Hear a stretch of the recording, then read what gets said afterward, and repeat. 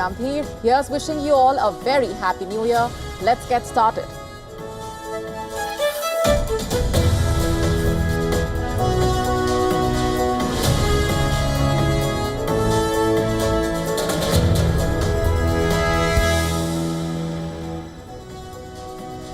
And our top focus tonight, we get you the latest from Iran. As the protests there continue, the crowds are swelling, so is the anger. What are the people on the ground saying? Where are things headed? And could this be the start of something bigger? That's coming up shortly. Also on the show for you tonight, it's been a tragic start to the year for the people of Indore in India, with contaminated water in an area claiming lives and sparking massive outrage. We get you the complete story. And a special story coming up on how Bhutan made one of the boldest moves of the modern era by betting big on Bitcoin. We are decoding that for you. All this and lots more coming your way.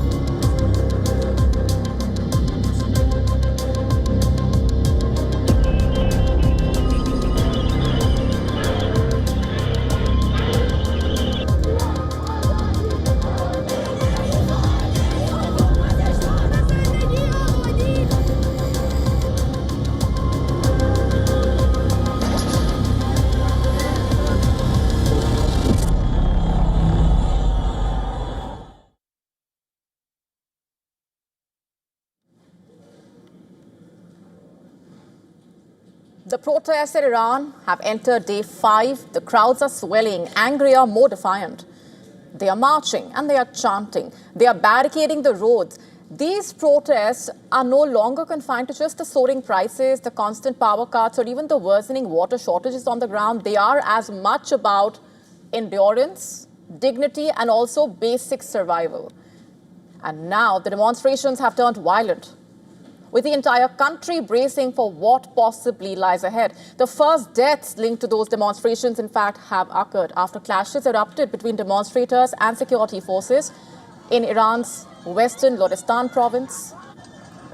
A 21-year-old member of Basij, the paramilitary force affiliated with the Revolutionary Guards, was killed, while local media also reporting that 2 civilians died in the violence.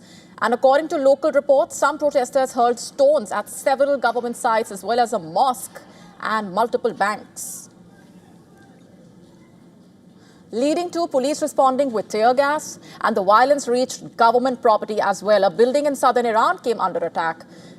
Video from Fars province showing protesters forcing their way towards the governor's office, smashing the doors and the windows, while another clip captures the confrontations in the western city of Hamadan, where demonstrators and security forces collided in the streets. Protests have now spread to at least 17 out of the 31 provinces. Iran's prosecutor general, meanwhile, had warned earlier that authorities would respond decisively to any attempt to create instability. And now that threat is being tested in a way. In capital, Tehran, the city came to a virtual standstill. Schools, banks, public offices closed after officials declared a bank holiday, explaining the move as a response to cold weather and the need to save energy. The anger is not just restricted to the streets. Videos circulating on social media showing a protester confronting Iranian President Masoud Pezeshkian during a public speech. The protester asked him to take 10 minutes to review his debate promises, saying people are under severe economic pressure. Pezeshkian responded, the government is also concerned about the people's livelihoods. That's the extent to which things have reached. And amid all of this, one video continues to be widely shared on social media. You've probably seen it already. It has become a symbol of the protest, even widely being compared to the Tiananmen Square tank man moment. We told you about this last night as well. It showed an unarmed man sitting on the street in capital Tehran, facing nearly 20 black-clad police officers on motorcycles. A hugely significant image.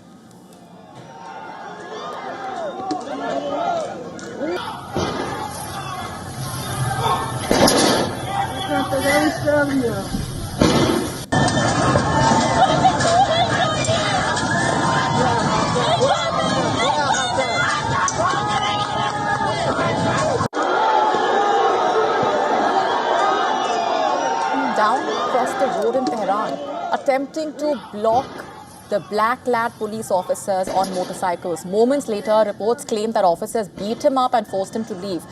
This is not unfamiliar territory for Iran. In fact, the country has witnessed, it has experienced powerful protest waves earlier as well, whether it was in 2009, 2019, again in 2022, after Mahsa Amini's death. Each met with force, but history runs even deeper.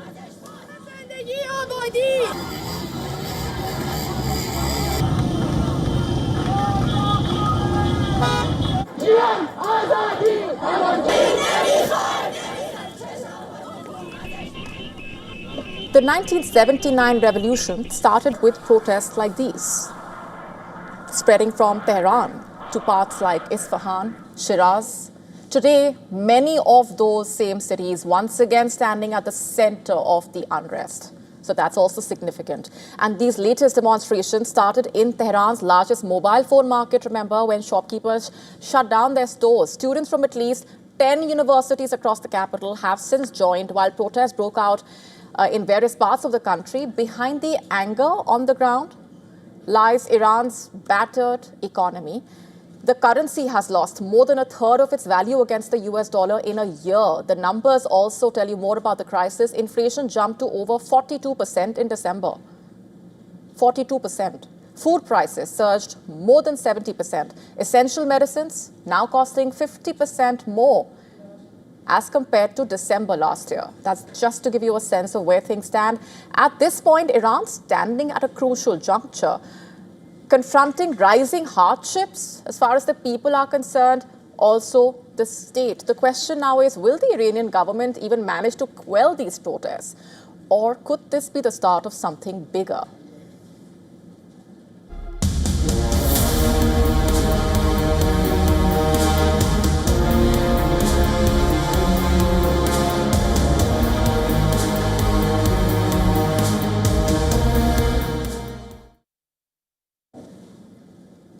Switching gears now to the Russia-Ukraine war. With peace talks hitting yet another stalemate, both countries continued with strikes into the new year. First, drones targeted a site of New Year celebrations in the city of Korli, a coastal village. In fact, Russia accused Ukraine of killing at least 24 people in the strike, including a child. 50 people had been injured, including 6 minors reportedly, who were being treated in hospital. The drone strike reportedly hit a hotel and cafe where the celebrations were being held. Ukraine's military, which has also accused Russia of killing many civilians, did not comment. Russian installed governor of the region saying 3 Ukrainian drones had struck the site of New Year celebrations. Russia's foreign ministry and senior Russian politicians later accused Ukraine of carrying out what they called a terrorist attack. And the Russian Foreign Ministry in a statement said Ukraine deliberately targeted the areas where civilians had gathered to celebrate New Year's Eve, calling the attack a war crime. The Russian Foreign Ministry spokeswoman, in fact, said Ukraine's backers in the West were ultimately to be blamed. Senior politicians, including the speakers of both houses of Russia's parliament, also condemned Kiev. This village is located on a peninsula on the Black Sea coast. It fell under Russian control at the start of the war in February 2022. But in the fall of 2022, the Ukrainian army recaptured a large part of the Kherson region, remember, including the capital, the regional capital, during a counter-offensive. Since then, the river has marked the front line in the region, and the two sides regularly stage deadly drone attacks.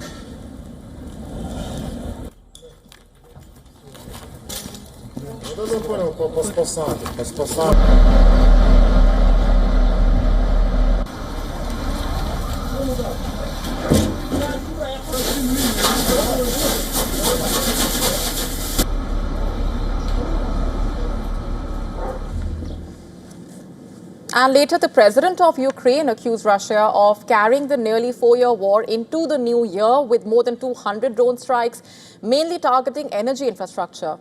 And meanwhile, in Odessa, firefighters were seen battling multiple fires after Russian strikes hit the area on New Year's night, damaging residential buildings reportedly.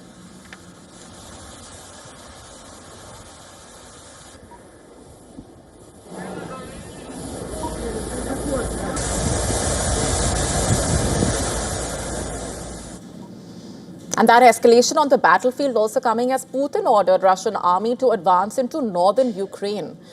Kremlin's top military official reportedly said that the Russian president wants to expand a buffer zone in the Sumy and Kharkiv regions. This even as the US tries to secure a peace deal between Russia and Ukraine to end the war. Russia's top military official announced Putin's order and also claimed that Russia had captured more than 30 villages in Ukraine without identifying or naming them. The way things stand, Russia controls slivers of land in the two regions, but the epicenter of the fighting is further east in the Donbass.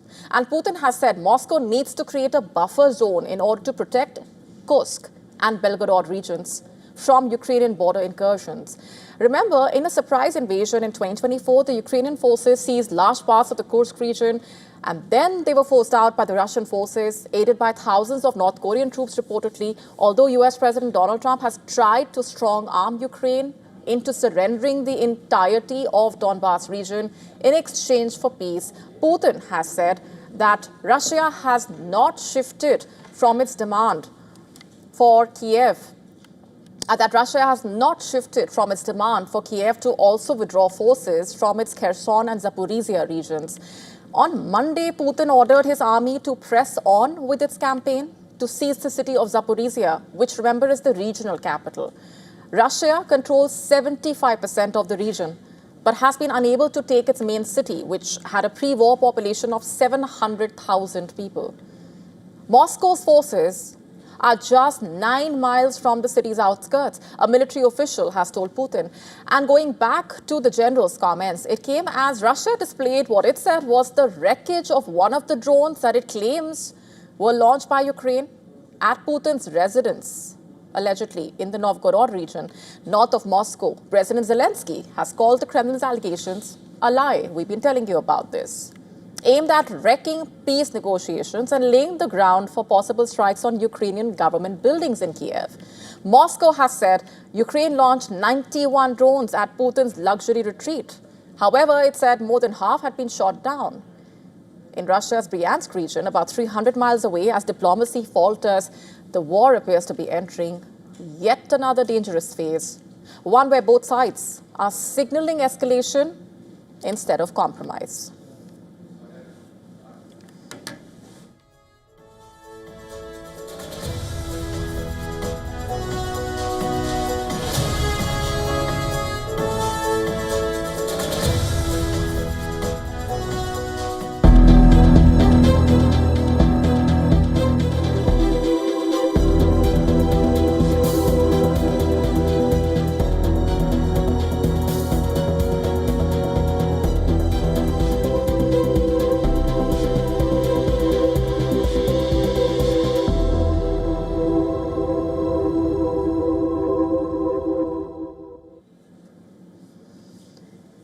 For the people of Indore in India, the year has started on a tragic note, to say the least. Indore, which has been repeatedly projected as India's cleanest city for 8 consecutive years, is grappling with a horrible tragedy, a case of major civic apathy, it seems, as more than 2,000 residents have fallen ill after consuming contaminated drinking water. The drinking water supplied through the municipal pipeline in the area resulted in the deaths of at least 4 people. This is not a natural disaster. This is not an act of fate. This is a man-made crisis, born out of negligence, apathy, also systemic failure, as many have alleged. The contamination point was identified near a police checkpoint where a newly constructed toilet was dumping its waste into a sinkhole instead of a proper septic tank. The sinkhole was exactly above the water supply line, which had a joint. And over the past week, hospitals in the area have been flooded with patients suffering from vomiting, diarrhea. More than 100 residents had to be admitted. Over 160 people remain under treatment, including several in intensive care. The Madhya Pradesh government is yet to officially declare the final death toll, but where was the system when people first started falling sick? Only after public outrage erupted did the authorities act in this way. I am also confused about the actual death toll at present. As per government data, 4 people have died, but when I visited the hospital and the affected area, I learned that 8 deaths have occurred. We will look into how the government released the data. Some deaths could have been due to natural causes. The line of treatment will make things clear. कल से patients आने की संख्या कम हुई. You just heard what the Madhya Pradesh minister had to say. Appears confused about the death toll, and when confronted by a reporter, instead of taking responsibility, he chose to snap at the journalist. And naturally, this clip quickly went viral, triggering massive public outrage and a string of serious questions. And only after this outrage did the minister issue an apology. But then an apology cannot do much. Is it not only this lawmaker, in fact, who is confused about the number of dead? Because even now, the top medical officials of the Madhya Pradesh government do not seem to have a clear answer to that. Take a look. 8 deaths have been reported. 4 were officially declared as diarrhea-related. The remaining 4 were residents of the affected area, so we can consider that they died from diarrhea-related diseases because their families are saying this and they belong to that affected area. We can consider this, but we cannot confirm. You see, in a public health crisis of this magnitude, confusion is not just incompetence, it's a failure of governance, to say the least. 3 officials of the Indore Municipal Corporation have been punished, 1 dismissed, 2 suspended. Officials who were responsible for monitoring the water supply, officials who failed to detect leakages that allowed sewage from a toilet to mix up with drinking water that people were consuming. Let that sink in. In a city branded as a national model of cleanliness, sewage entered the main water supply line and into people's glasses. No one noticed. Worse, no one acted. Senior ministers and the chief minister have visited hospitals now. But residents are asking, where was this concern and urgency when the first complaints trickled in? Could timely intervention have saved lives? The Chief Minister has termed the incident extremely tragic and announced financial assistance of 2 lakh rupees each for the families of the deceased, free treatment for the affected. A 3-member committee has been formed now to probe the incident, but here's the uncomfortable truth. A tender for a new water supply line had been issued months ago. The work never started. Who delayed it and who benefited from that delay? And will this committee answer those basic questions, or will it merely produce another report that only gathers dust? The Madhya Pradesh High Court has now stepped in, directing free treatment for all patients after reports that private hospitals were demanding money before admitting the sick. And that directive itself raises another disturbing question.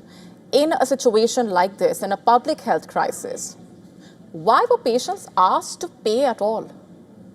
Protests are mounting, so is the anger.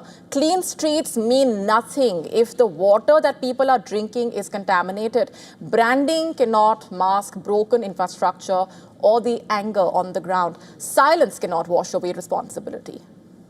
So tonight on Gravitas, we are asking the questions that remain unanswered. Who allowed the contaminated water to actually flow unchecked in this manner? Why were early warnings ignored?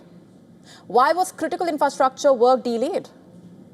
And will accountability stop at junior officials, or will it actually reach those who truly run the system? As Indore mourns, we must remember this development without accountability is a lie, and cleanliness without safety is just a headline.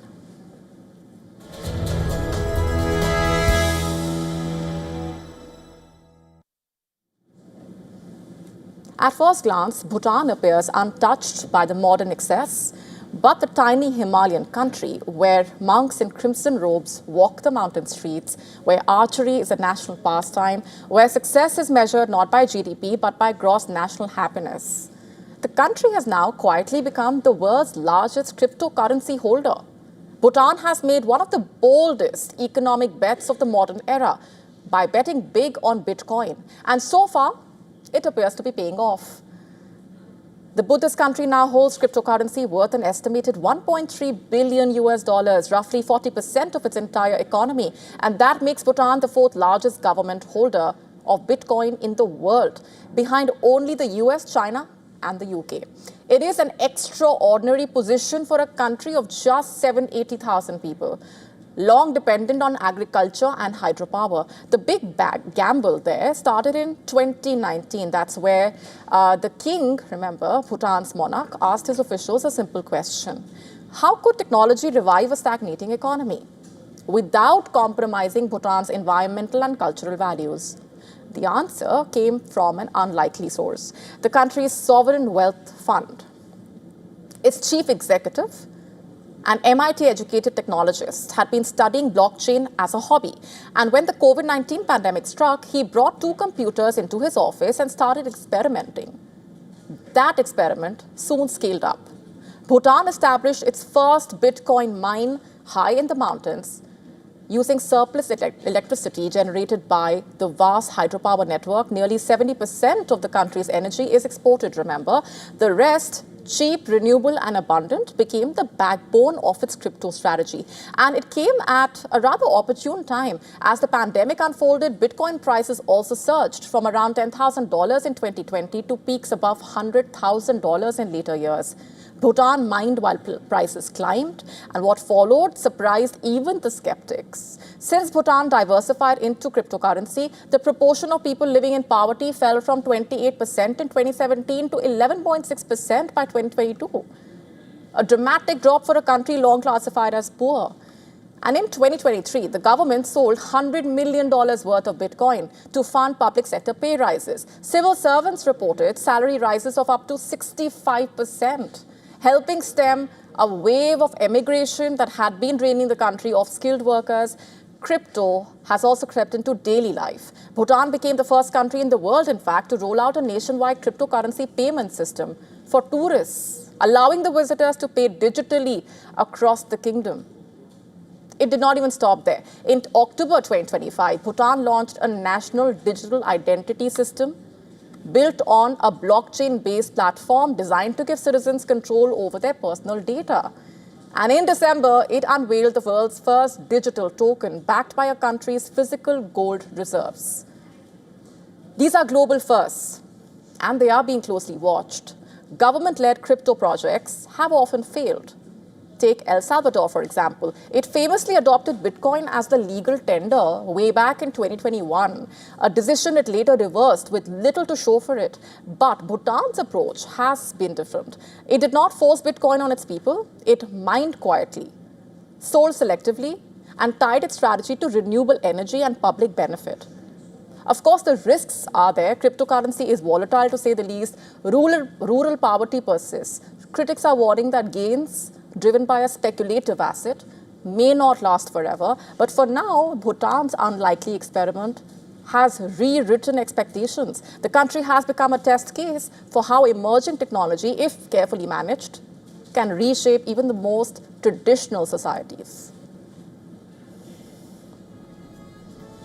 Also on the show for you tonight, as deadly fire wreaked havoc at a luxury Swiss ski resort, leaving dozens dead. What really happened and what's the latest?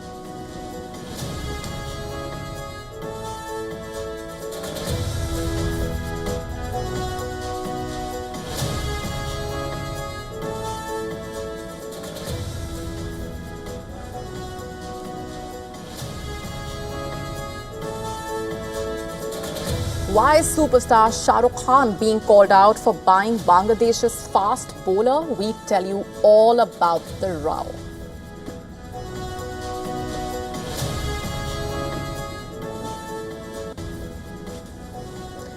Female MPs in Japan have a very simple wish. They want more toilets. we get you the complete story. All this and more coming up.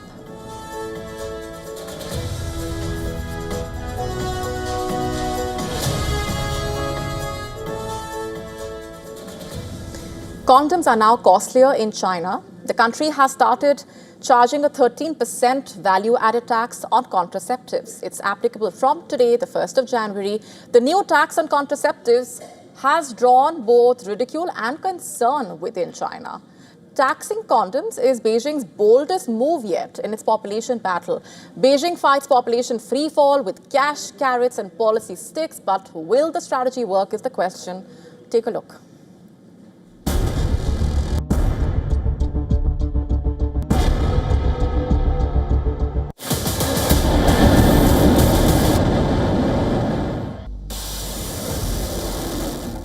The greatest threat to a superpower is rarely military. It is often demographic. China's industrial engine is slowing, starved of the one resource it can't import: young people. Now Beijing is resorting to a desperate, controversial economic move to force population growth. A policy turn no one saw coming. Beijing is imposing a 13% tax on condoms and contraceptives. After 3 decades of exemption, Beijing is putting a price tag on protection, hoping money might do what slogans and subsidies couldn't: make China have more babies. The urgency is real. China's population is falling at a record speed, shrinking by millions each year. Births in 2024 hit the lowest level since the founding of the People's Republic. Beijing has tried almost everything. Scrapped the one-child policy, introduced the 3-child norm, rolled out cash rewards, home subsidies, cheaper mortgages, extended maternity leave, and even pushed local governments to fund IVF treatments. But none of it has slowed the slide. Young Chinese remain unconvinced, weighed down by insane work hours, brutal housing prices, and fears of raising children in an ultra-competitive world. The new condom tax is Beijing's latest pressure tactics. Officials say the aim is simple: shift mindsets, make contraception less convenient, make childbirth feel economically smarter. Bureau Report, WION, World is One.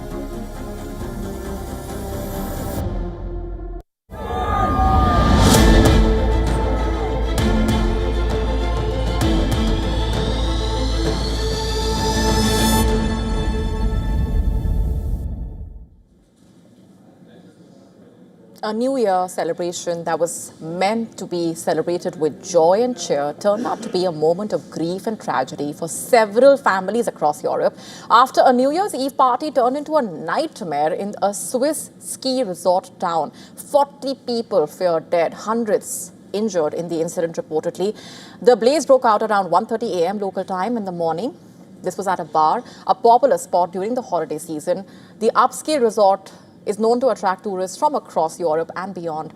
Authorities are saying the fire started in the packed basement of the bar and then spread with terrifying speed. Flames engulfed the venue within seconds, leaving people with little time to escape. Witnesses describe panic, windows smashed, screams in the dark, a desperate scramble for air and safety. The scale of the emergency stretched the rescue services to their limits. 10 helicopters, 40 ambulances were deployed. We currently have around 100 injured, several seriously, but also several dozen people who are presumed dead, unfortunately. What we can say today is that the theory of an explosion caused by an attack can in all likelihood be ruled out. It is too early at this stage to define or specify the causes and circumstances of this tragic event. The local intensive care units are full. As per the latest, neighboring countries have stepped in. Italy has offered its major burns unit in Milan. France has confirmed its citizens are among the injured. The victims have not yet been identified, and officials are saying the severity of the burns makes that process painfully slow. Foreign tourists are feared to be among the dead. I know someone who might have been among the victims, and I can't reach her. I'm very worried. I'm going to try to contact other people who know this woman to see if she is still alive. Investigations are underway, and as police is yet to find out the origin of the explosion, according to the police, the area has been cordoned off completely. A no-fly zone has been imposed over the area. A reception center helpline have been established for the impacted families. The messages of solidarity have been pouring in. The French president has expressed support for Switzerland and for the bereaved families and the injured. This is a luxury ski resort town located in the heart of the Alps. It approximately is 2 hours from the Swiss capital. The incident is a stark reminder that in a matter of just moments, joy can turn into sorrow, and safety can never be an afterthought.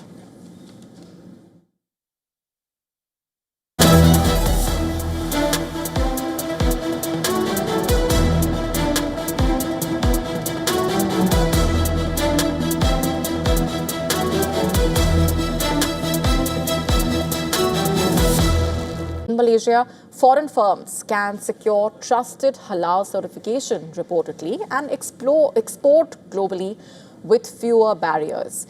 The opportunity is substantial. The global halal food market alone is projected to be worth nearly $2 trillion this year. Driven by a fast-growing Muslim population and the rising demand for certified products, Malaysia is actively positioning itself at the center of this growth under its Halal Industry Master Plan 2030, encouraging foreign producers to manufacture locally and use the country as an export hub. And for Malaysia, the strategy boosts investment, jobs, and also trade. For foreign firms, meanwhile, it offers credibility and also access to one of the world's fastest growing consumer markets. As the global halal economy expands, Malaysia is increasingly shaping itself not just as a producer, but also as a trusted gateway to Muslim markets worldwide.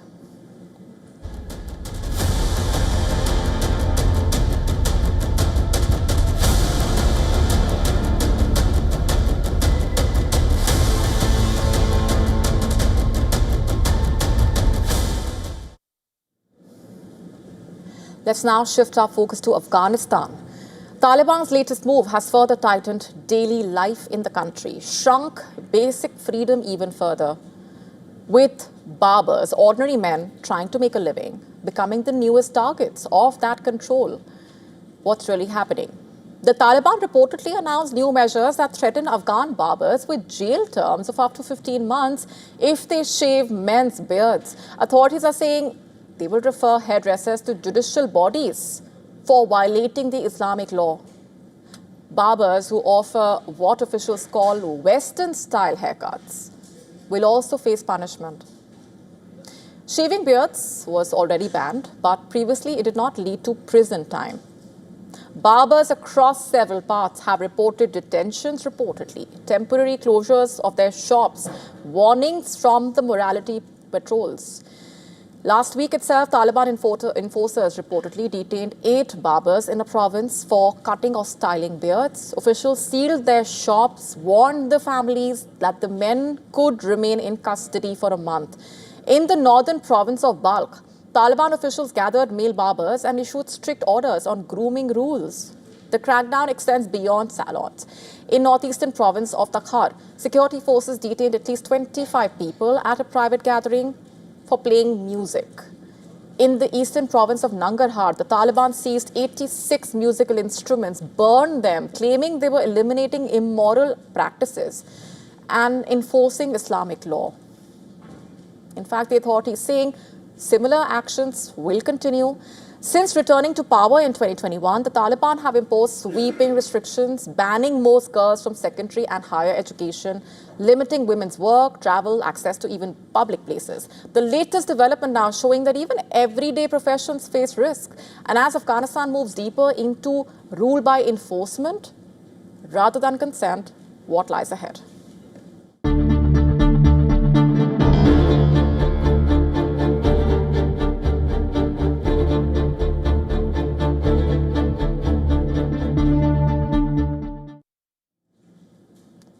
China has moved swiftly and decisively to counter Trump's ambitious Genesis mission. It has unveiled a powerful new AI system that signals a major escalation in the global tech race. And while Washington is still laying the groundwork for its so-called AI Manhattan project, Beijing, it seems, has already taken the leap. China claims it has launched a super-powered AI agent directly plugged into the country's national supercomputing network.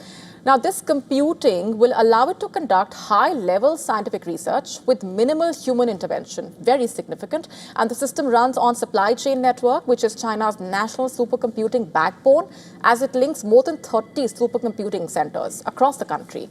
It already supports nearly 100 scientific workflows in areas like material science, biotech, industrial AI, and is available to more than 1,000 institutional users nationwide. So that's the scale. But what does it mean if the claims are true? China, in fact, has created an automated scientific workforce, one that does not just assist researchers, but actively conducts research on its own.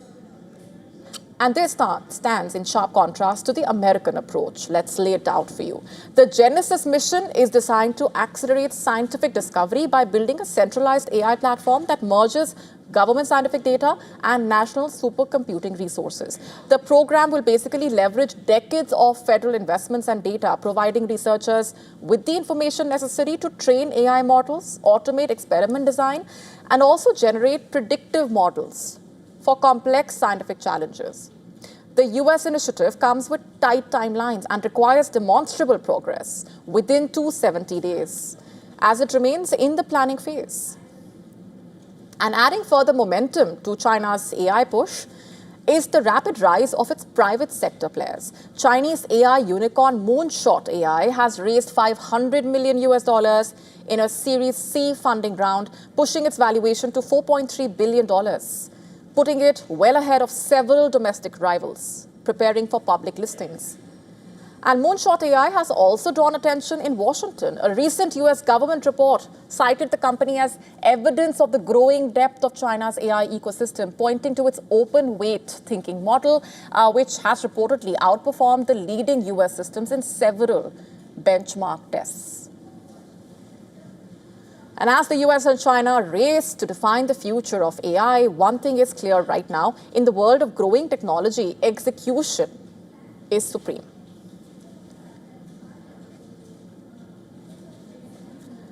A Bollywood icon, a cricket franchise, and a political storm are colliding. As outrage brews, the bigger question is whether criticism has missed the actual target. Let's tell you what we are talking about. Superstar Shah Rukh Khan is being called out for buying Bangladesh's fast bowler, Mustafizur Rahman.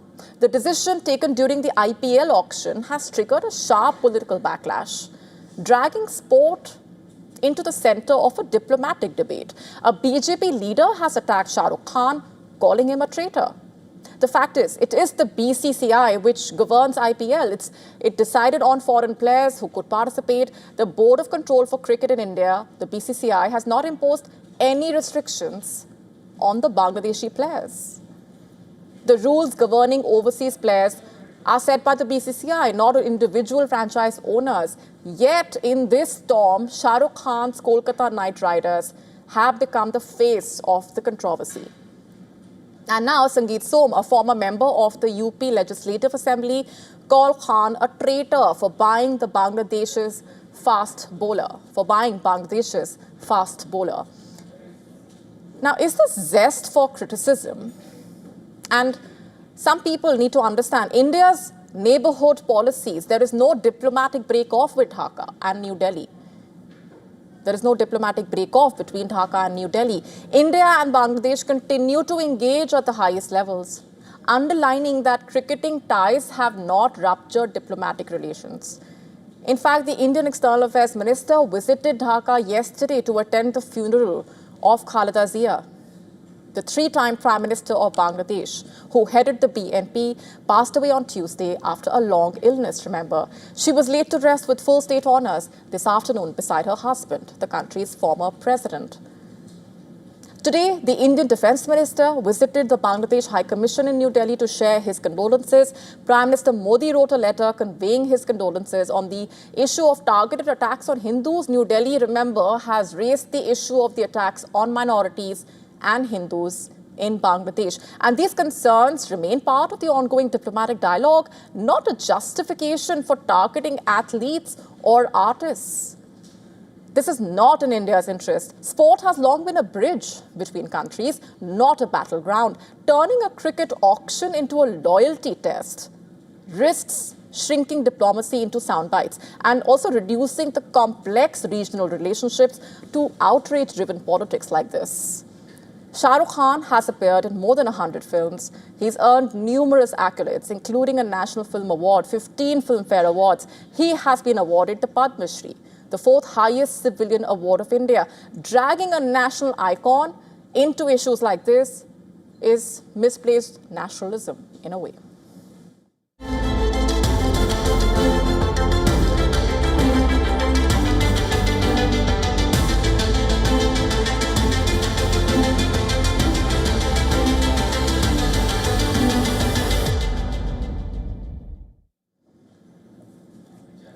Why are so many Israelis choosing to leave their own country?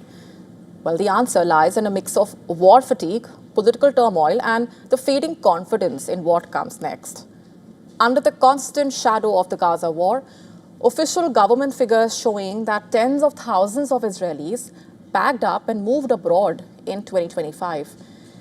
In fact, Israel recorded a second straight year in which more people exited than entered. That's a major change from most of the country's history. Many Israelis saying they feel exhausted by the unending security crisis. The war in Gaza reshaped daily life. It raised fears of escalation. The war has killed more than 70,000 Palestinians. That's over 10% of Gaza's population. And the humanitarian toll continues to worsen. At the same time, Israel has faced clashes linked to Iran, threats from Hezbollah in Lebanon, and carried out strikes beyond its borders in Syria, Yemen, Qatar. Israelis say the sense of living in constant danger has only grown, and political turmoil has only added to that strain. Through 2025, large protests filled up the streets across the country.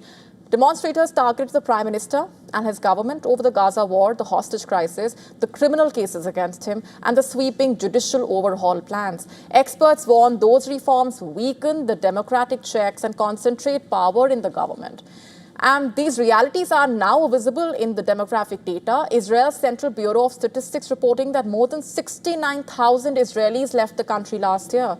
Immigration slowed as well, with fewer new arrivals than in 2024, particularly from Russia, where earlier numbers had reportedly surged after the Russia-Ukraine war started. Israel's population still grew by 1.1%, but at one of its lowest rates ever. Demographers warn growth could soon slip below 1%, something not seen since the country's founding in 1948. For decades, Israel relied on more people moving in than moving out. And today, that equation seems to be reversing. As conflict endures and political divisions widen, Israel is facing a difficult test, not only in defending its borders, but also in convincing its citizens that staying is still worth it.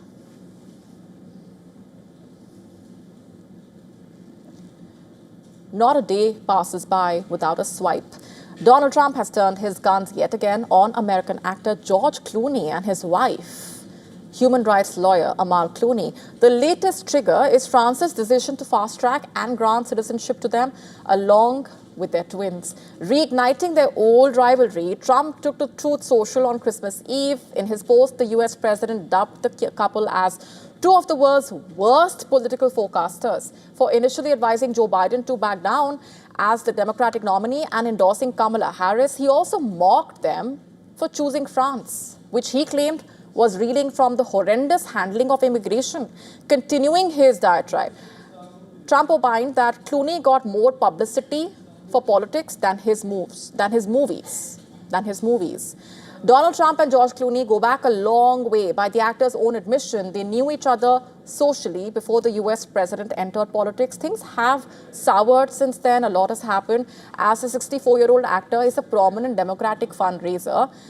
Routine jabs on television became a regular affair. In September 2024, Clooney appeared on the Jimmy Kimmel Show. While Trump dared him to quit the political space and return to TV, the actor hit back, I'm quoting, "I will if he does. That's a trade-off I would do," quote unquote. In a recent interview with The Variety, Clooney reportedly stressed that the condition of the country would have been different if news networks challenged the lawsuits filed by Trump instead of settling them, reportedly. Amid the latest citizenship row, France has defended its decision. The French Foreign Ministry stated that the Clooneys met the conditions set by law for naturalization. It added that the family followed a rigorous procedure involving security investigations, naturalization interviews, and payment of tax. The ministry also highlighted that the Clooneys had a French home and can promote France's position in the film industry. Additionally, Amal Clooney's status as a prominent lawyer was also cited. While it's unclear whether George Clooney has retained his American citizenship or not, it is clear that the tag of war between the two men is yet to see the final roll of the dice.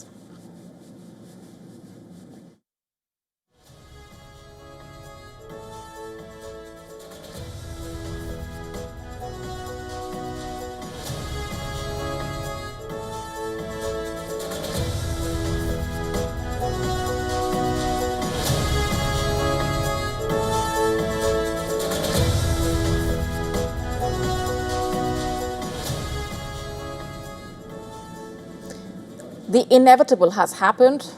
As the new year dawned, Trump has come up with yet another diktat. This time, childcare programs are under the radar. In a latest move, the Trump administration has frozen federal child care aid to all 50 states of the country. The U.S. government made it clear no state will receive child care funds until they provide more verification and administrative data. Announcing this step, the U.S. Deputy Secretary of Health and Human Services stated that payments will be released only on the basis of a receipt or photo evidence. He also declared the launch of a nationwide fraud reporting helpline and email address and called upon the general public to report instances of fraud. An influencer started it all, reportedly. Last week, a YouTuber posted a viral video in which he claimed fraud worth $100 million was committed at childcare centers, he alleged, run by members of the Somali community in America's Minnesota. He claimed that many in-operational centers are receiving government money. It is worth noting that Minnesota receives $185 million in federal funding yearly, which caters to 19,000 children.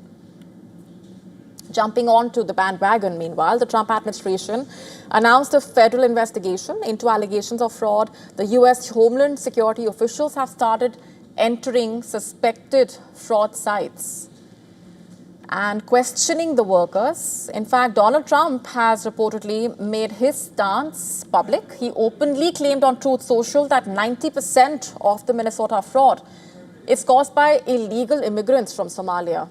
This move has drawn the ire of the Minnesota governor, who was the 2024 Democratic vice presidential nominee, remember. He dubbed it Trump's long game to defund programs that help locals. Meanwhile, Minnesota's Attorney General is contemplating all legal options to ensure that critical childcare services do not get slashed. With many children set to lose out on state support, reportedly, the question still is, will Trump give in or block more federal aid in a bid to pressurize states to comply with its immigration crackdown?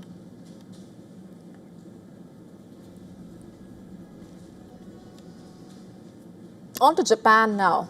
There is growing clamor there for more restrooms for women representatives in the parliament building. In a country that's marked by gender inequality, nearly 60 women lawmakers, including the country's prime minister, have submitted a petition in the parliament calling for more restrooms to match their improved representation in the legislature. The cross-party petition was signed by 58 women to the chair of the lower house Committee on Rules and Administration. Early this month, there is only one restroom, in fact, containing 2 stalls for the lower house's 73 women to use near the parliament's main plenary session hall in Tokyo. And by comparison, the entire lower house building has 12 men's restrooms with 67 cubicles. In the World Economic Forum's Global Gender Gap Report, gender-rigid Japan ranked 118 out of 148 countries this year. In elections, women candidates in Japan have reportedly said that they often have to deal with sexist jibes. Currently, 72 of the 465 lower house lawmakers are women, up from 45 in the previous parliament. In the upper house, 74 of the 248 members are women. Even as there has been a marked rise in the number of women politicians in the last election, and despite the Kaichi becoming the first female prime minister in October, Japanese politics remains heavily male-dominated. There are just 2 other women in the Kaichi's 19-member cabinet.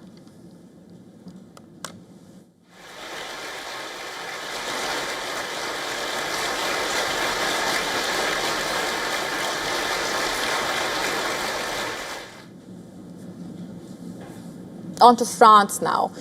In a major move, the country is planning to ban children under 15 from social media platforms and to prohibit mobile phones in high schools from September 2026. The moves highlight growing public concern over the impact of online harms on minors. According to French media reports, the government will submit draft legislation for legal review in early January itself. The president has repeatedly linked social media use to youth violence and has signaled his intent for France to follow Australia's ban on under-16s from major social media platforms. Macron did not refer to the legislative plan in his New Year's Eve address, but said France must protect children and teenagers from social media and excessive screen use.